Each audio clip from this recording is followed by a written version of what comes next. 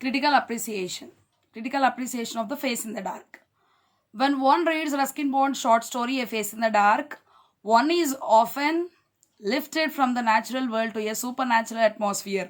So ఎవరైనా సరే ఈ యొక్క రస్కిన్ బాండ్ గారి యొక్క కథలు కానీ ఏవైనా సరే చదివినట్లయితే గనక ఏం అర్థమవుతుంది అంటే ఈ యొక్క కథ especially face in the dark చదివినట్లయితే మనం ఉండేటువంటి ఒక సామాన్యమైనటువంటి ప్రపంచంలో నుండి ఒక అద్భుతవంతమైనటువంటి మాయాజాలంలోకి వెళ్ళినట్టుగా మనకు అనిపిస్తూ ఉంటుంది అనమాట. అలాంటి వాతావరణంలోకి మనం వెళ్ళామా అన్నట్టుగా అనిపిస్తుంది ఆ యొక్క స్టోరీ ఆయన రాసే విధానం. Where one experiences things which will make one feel the fear to his or her bones. ఆయన రాసిన విధానం ఎలా ఉంది అంటే ఈ యొక్క ఫేస్ ఇన్ ద డార్క్ మన ఎముకలకి భయం వేసే విధంగా, అమ్మో ఏమైద్దో అన్నట్టుగా అంత భయం వేసే విధంగా ఆయన ఈ యొక్క కథను రాయటం అనేటువంటిది జరిగిందనమాట. సో అలా రాశారనమాట ఈ యొక్క Ruskin Bond. Okay, so it is to be remember here that the short stories are meant to be concise. Okay, అంటే సంక్షిప్తంగా రాయాలి అండ్ క్రిస్ప్. ఓకే, సో వాళ్ళు రాసేటువంటి విధానం అనేటువంటిది సంక్షిప్తంగాను చక్కగాను రాయాలన్నమాట. సో అట్లా రాయాల్సినటువంటి ఈ యొక్క కథని okay, so they are mean to make the readers quickly go through the story to make them have the pleasure of reading. ఎందుకంటే వాళ్ళు రీడర్స్ అనుకున్నటువంటి ఆలోచనలోకి త్వరగా వీళ్ళు తీసుకెళ్లాల్సిన బాధ్యత ఈ యొక్క రైటర్స్ మీద ఉంది. అలాగే చదివినప్పుడు ఆ యొక్క రీడర్స్కి ఆ చదువుతున్నటువంటి చదవరులకి మంచిగా సంతోషం కలగాలి ఆ యొక్క స్టోరీ చదవడం ద్వారా. సో ఆ విధంగా రాయాల్సినటువంటి ఆలోచన ఈ యొక్క ఆథర్కి ఉండాలి. Ruskin bond story achieves it perfectly as it makes the readers live the experiences of mister Oliver. So Ruskin Bond గారు రాసినటువంటి విధానం అంతా కూడా చాలా చక్కగా రాశారనమాట, చాలా పర్ఫెక్ట్గా రాశారు. అండ్ ప్రతి ఒక్క రీడర్కి కూడా ప్రత్యేకమైనటువంటి జీవితంలో నిజంగా మనం ఆలివర్ యొక్క లైఫ్లోకి వెళ్ళిపోదామా అన్నట్టుగా ఉందన్నమాట ఆ యొక్క కథ, వెళ్ళిపోతామన్నమాట. సో అట్లా రాశారు. Experiences of mister Oliver without getting too much in to the other unnecessary details.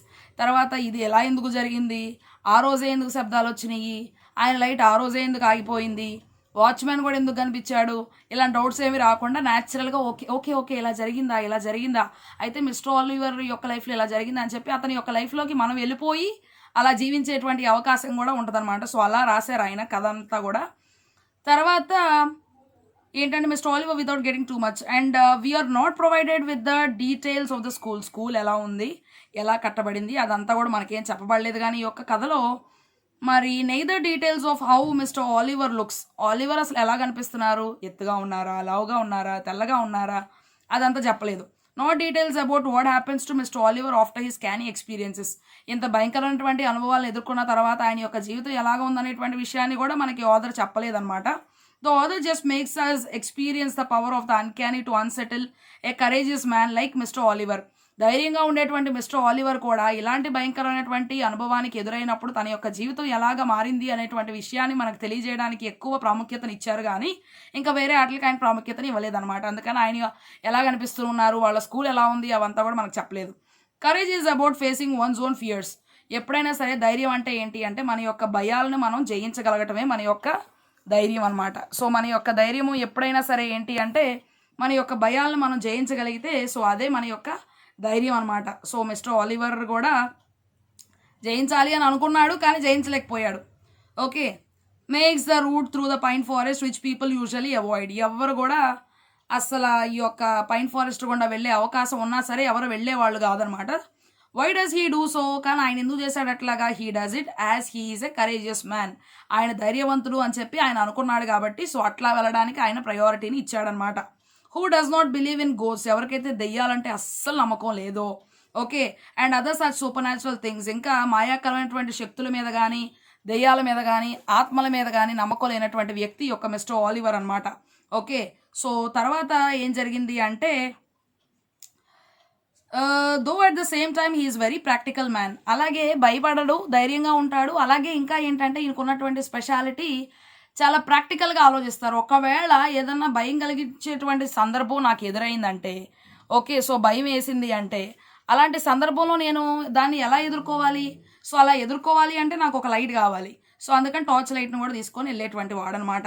Okay, తర్వాత but with all his practicality and courage he is unable to keep himself calm when he meets the boy. So ఇవన్నీ ఉన్నప్పటికీ సరే ధైర్యవంతుడు, okay ప్రాక్టికల్గా జీవించేటువంటి వ్యక్తి, ఎలా ఉందో దాని ప్రకారంగా నడుచుకునేటువంటి వ్యక్తి, అయినప్పటికీ సరే ఒక్కసారిగా ఆ యొక్క పిల్లవాడి ముఖాన్ని చూసి తన యొక్క ముఖానికి కళ్ళు చెవులు ముక్కు లేకపోయేసరికి నోరు మళ్ళీ భయం వేసింది ఆయనకి.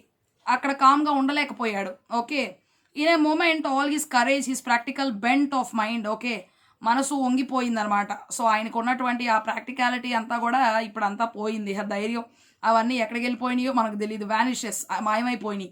And we see him to be terrified, చాలా భయపడ్డనట్టుగా మనకు అర్థమవుతుంది. ఈ యొక్క కథ చదివేటప్పుడు చాలా భయపడిపోయాడు అనేటువంటి విషయాన్ని మాత్రం మనం చాలా స్పష్టంగా అర్థం చేసుకుంటాం.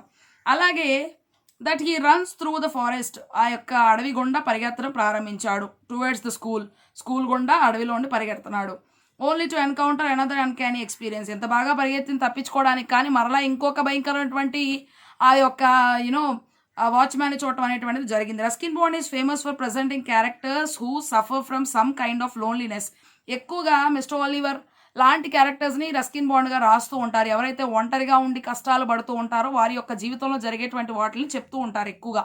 ఎవరంటే రస్కిన్ బాండ్ గారు.